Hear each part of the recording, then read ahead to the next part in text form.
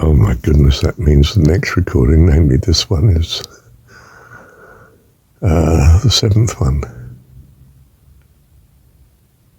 Oh, but the seventh is a rest, isn't it? And it is Saturday today too. It's now 4 minutes past 8. And Saturday is what we should call, according to Hebrew religion anyway, Sabbath. Day of rest. Where we just rejoice in the goodness of God. We stop working. It's not some terrible burden to stop working, you know. It's absolute lovely peace. Sabbath was there to bless us. You can't imagine being a slave and yet now told, no, you've got a day of rest. Wow, where did that come from? It came from God, who loves us, who overrode all the habits of this material world and said, no, the seventh day will be a rest. End of story.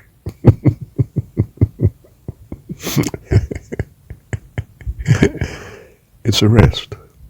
Even your cattle and your slaves, your servants, everyone in your household, they rest. Not meant to be a burden, of course. Meant to be an absolute, utter blessing. A blessing towards life eternal. How's that? Well, you focus on God. What could be a greater blessing than that?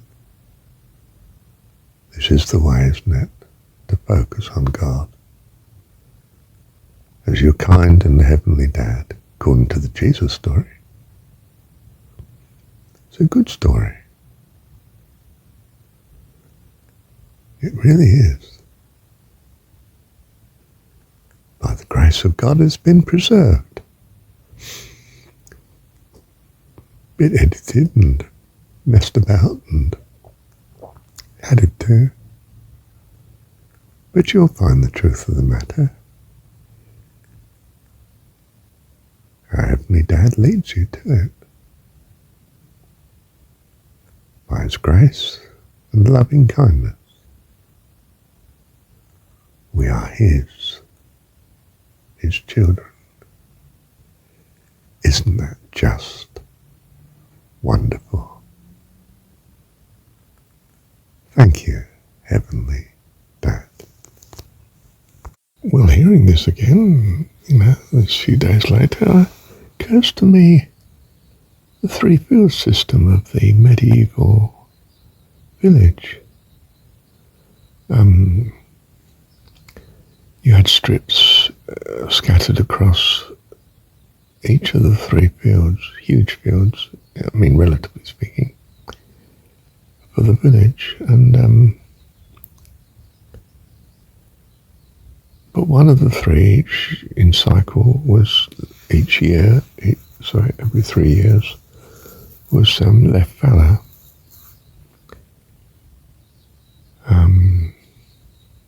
Which meant, of course, your poor could forage on it, and your cattle. And the weeds grew for a year, so to speak. Weeds are not really weeds. They would put back in the soil things that were missing.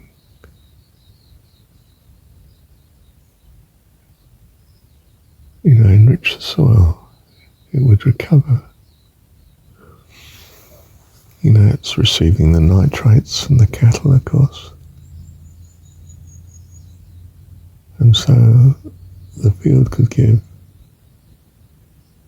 new life in the next year.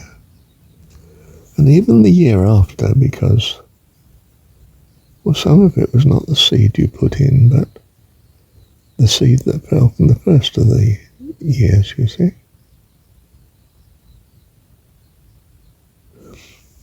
But by the end of the second year, you were running a bit low on nitrates and other elements that were important.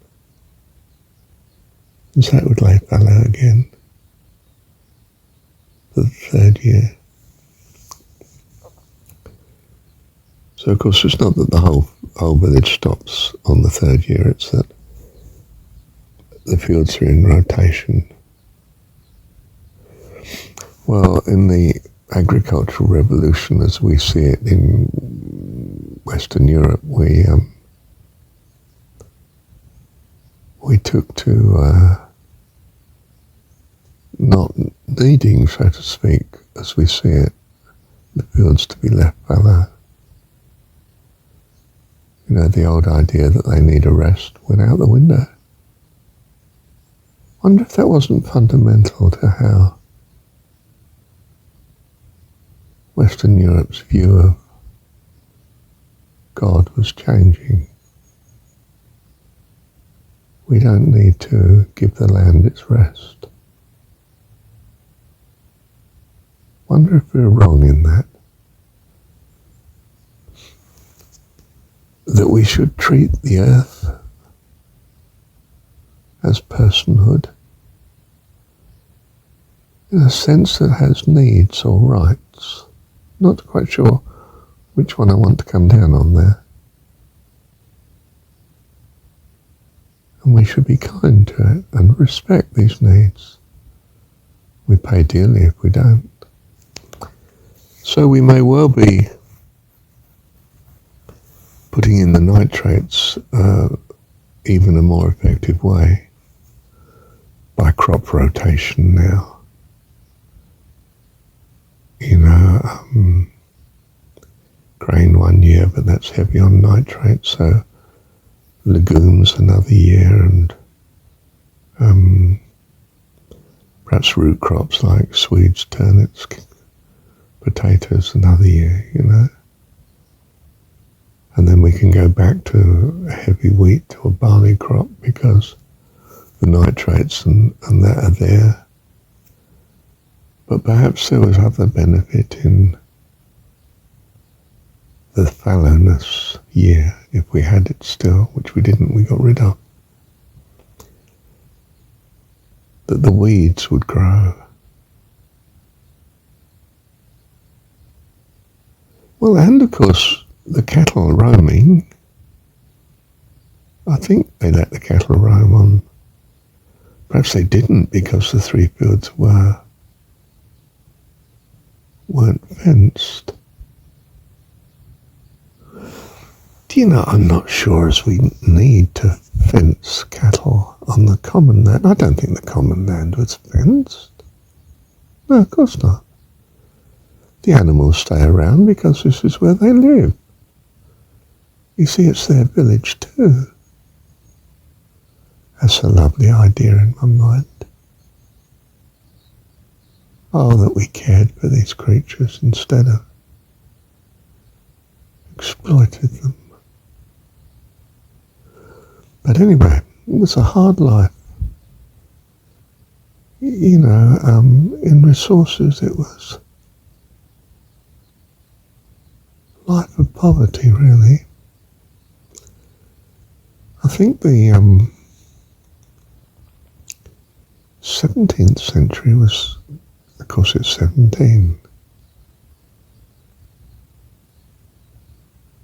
was considered the sort of heyday for the ordinary person. In England anyway, perhaps in Western Europe, a sort of time of pastoral plenty. Perhaps in a sense before many of the changes came. We just had a few changes for the better.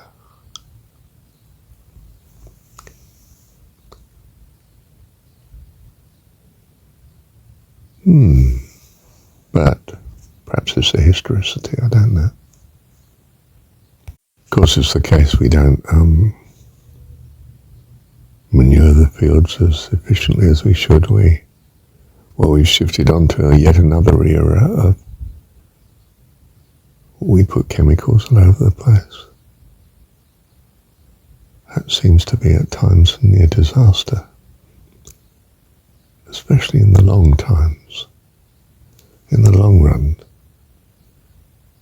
we seem to be growing crops on exhausted soil. We've overworked our friend the earth, just as we overwork the peasant. We've dressed him in a fine technology now. We say he's a free man, citizen, democratic citizen.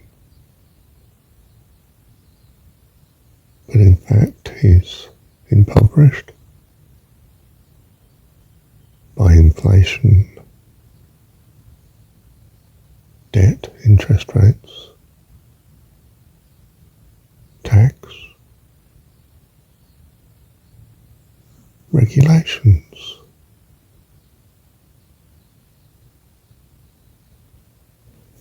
How do we rescue the common man? And the answer is, well, we don't. It's a world of good and evil, dear one, that we may learn the difference, and in our heart be transformed, longing for our heavenly friend, our God, our dearest one, Heavenly Dad, Divine Mother, dearest friend.